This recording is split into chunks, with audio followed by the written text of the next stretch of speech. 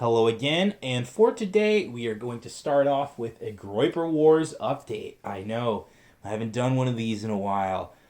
Mainly it's because there were no Groyper Wars events during the week of Thanksgiving because, of course, schools can't host them, so I had to take a break. But there was at least one kind of Groypery question from this Jewy looking kid at I believe it was a YAF event with Dinesh D'Souza, and he was asking Dinesh if his thoughts on the tribal influence in the media. And of course, Dinesh deflects and says, there's ideological influence in the media, and Democrats are racist. And it's just, it's Dinesh being a fucking sniveling little American Enterprise Institute think tank goon. But the goofiness of it all was really on full display. I mean, that kid looked like he got stuffed in lockers in high school. So really funny stuff. Beyond that, we have some great Nicholas J. Fuentes appearances, specifically with Milo Yiannopolous and the Dick Show, and those are some great interviews. Of course, the Dick Show was probably the better one.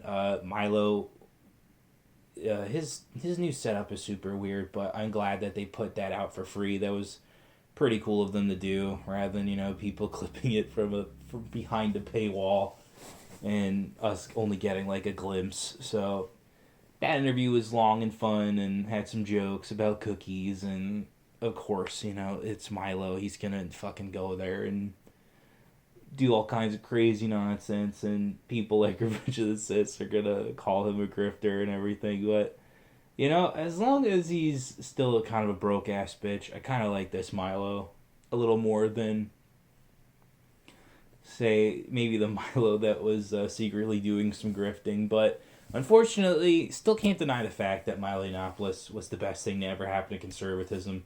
Led a lot of us here, so yeah, what are you going to do about that, Merchant Royce? What the fuck are you going to do? We also have the big news that the Groyper Leadership Summit is going to be taking place within a week, within the time that I will be covering the final Star Wars movie. So that's going to be really fun.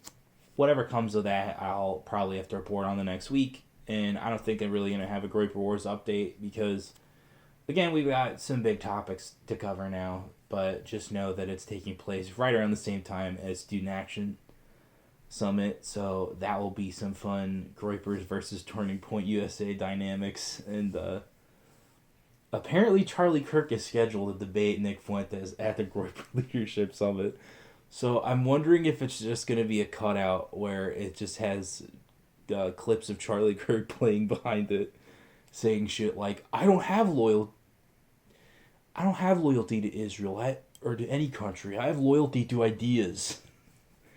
Because, man, that shit is so funny. Alright, so for the Groyper Wars update this week, we've got two really big topics going on in the community. One of them is about ideology, and the other one is covering, of course, the most recent smear piece on Nick Fuentes that just so conveniently came out right after the Groyper Wars. And really funny stuff overall, gotta say. Really funny stuff. And,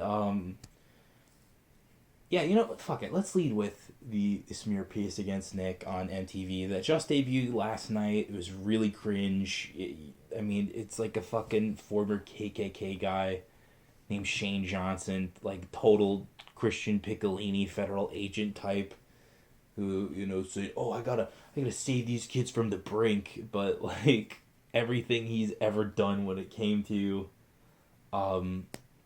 being racist is just like the cringiest bad optics shit that you could do politically.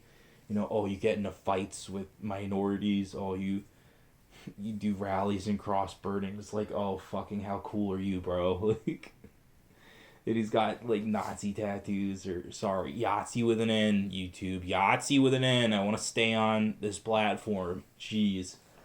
And yeah, so this guy is obviously a joke. Nick unleashed a Twitter thread of hell and a really cute email from his mom to the producers of this MTV program that billed themselves as part of MTV's True Life and totally weren't, and just tried to frame him as a white supremacist.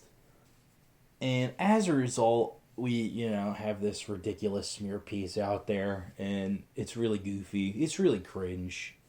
And you can still find it on YouTube. I don't think they've really killed the program just yet, so I'll make sure to link that in the description because I did watch that earlier this morning. And now we move on to the final topic of this video, which is the big ass ban porn debate. Now, I stand on this side of keeping porn open, and even though it goes against a lot of you guys out there who just want to ban it outright, I gotta say why it is free speech to be putting that kind of content on there, unless it violates U.S. law. The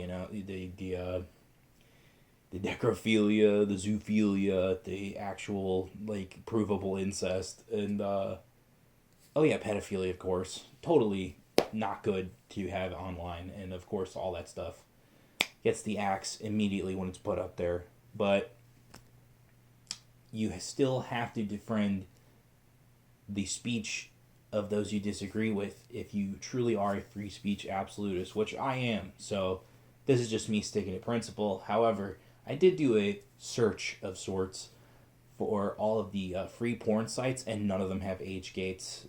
And even some of the bigger ones don't have age gates to my recollection. So that's the kind of stuff that really needs to be gone after. But to my fellow travelers on the further right than myself, you guys do realize that if we ban porn, it's just going to be like prohibition for porn, right? There's going to be black market porn everywhere.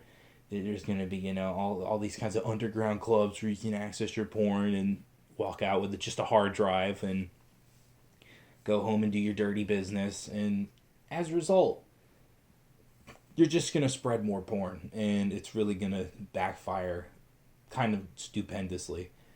And, do you really want more people on porn? Do you really want more people just being coomers all day, jerking off? Don't think that's a really good look. So, again, another short video. But in conclusion, we've got lots of great stuff coming up. Next year, CPAC will happen, and I'm pretty sure there will be a counter CPAC event going on that will be really funny. And, of course, we got the election, so who knows what kind of crap our guys will pull out there when it comes to stopping Conservative Inc. from getting this movement to be really cringe and neocon pilled. And so, to Conservative Inc., who, again, just not learning lessons, not ready for what's to come, you better tread lightly because the Groypers are rising.